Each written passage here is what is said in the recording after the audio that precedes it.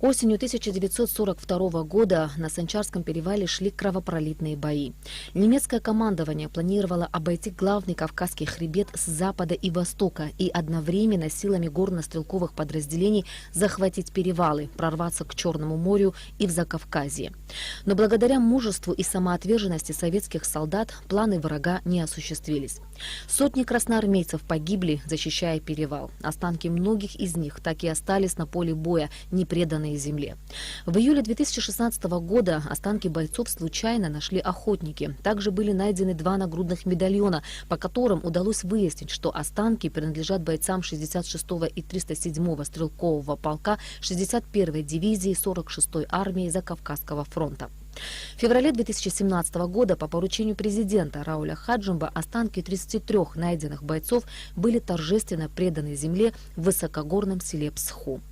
Среди защитников Родины, погибших у подножия Санчарского перевала и судьба которых долгие 75 лет была неизвестна, оказалось 2 абхазских бойцов – Ажиба и Куция, 1907 и 1914 годов рождения.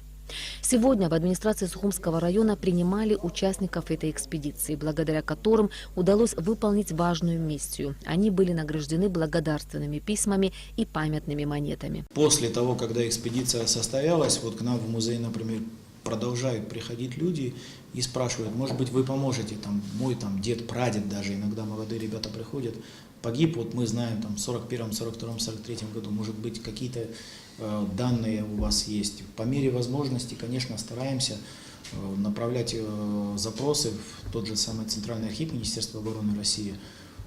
Не всегда откликаются, но для нас это честь, и не каждому, наверное, такое счастье выпадает людей упокоить. Работа по поиску останков и преданию их земле будет продолжена. Возможно, к ним присоединится и Российское географическое общество. Предполагаем, что находятся по-прежнему останки наших непохороненных павших бойцов, как на Санчарском перевале, так и на прилегающих территориях. Конечно, эту информацию надо проверить, и даже если мы хоть одну косточку найдем, это надо все предать земле торжественно, как полагается, с участием представителей общественности, солдат и, скажем так, осуществить погребение вот этих останков.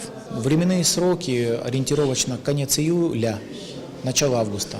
Бойцы 46-й армии Закавказского фронта ценой жизни отстояли Санчарский перевал, не пропустив фашистов на Кавказ. И самое малое, что мы можем сделать в память об их подвиге, это с воинскими почестями предать земле всех, кто до сих пор не упокоен.